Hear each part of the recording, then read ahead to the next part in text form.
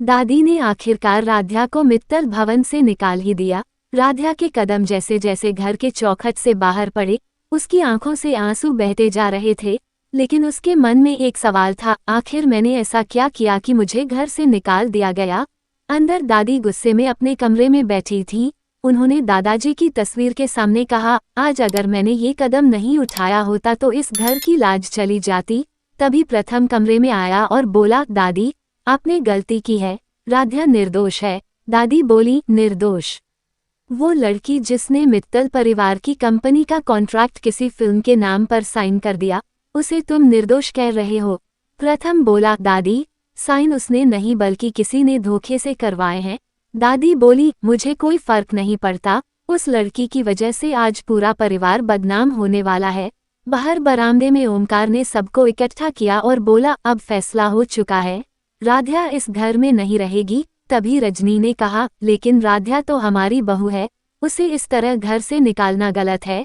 दादी चिल्लाईं, रजनी अगर तूने एक शब्द और बोला तो तुझे भी इस घर से निकाल दूंगी। पूरा घर सन रह गया।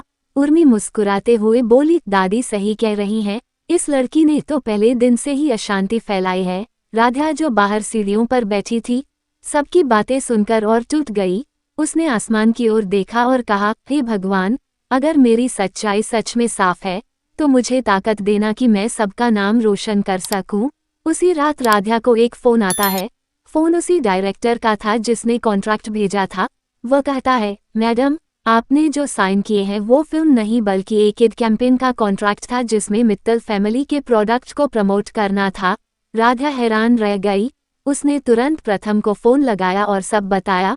प्रथम ने तुरंत फैमिली मीटिंग बुलाई। सबके सामने राध्या ने सच बताया और डायरेक्टर को वीडियो कॉल पर लाया। डायरेक्टर बोला, आपकी बहू तो हमारी ब्रांड एम्बेसडर बनने वाली थी, लेकिन किसी ने इस कॉन्ट्रैक्ट को बदलकर फिल्म का बना दिया। दादी चौंक गईं और बोली, किसने ऐसा किया?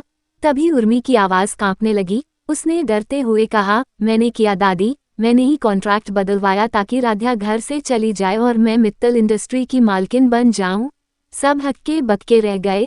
दादी ने गुस्से में उर्मी को थप्पड़ मारा और कहा, आज से तू इस घर की सदस्य नहीं बल्कि गुनाहगार है। उर्मी गिर पड़ी और रोने लगी। दादी राध्या की तरफ मुड़ी और बोली, बेटा मैंने तुझे गलत समझा, तू तो इस घर की असली बहू है। राध्या रोते हुए बोली, दादी मैंने तो हमेशा आपके आशीर्वाद की उम्मीद की थी, कभी आपकी नाराजगी नहीं चाही।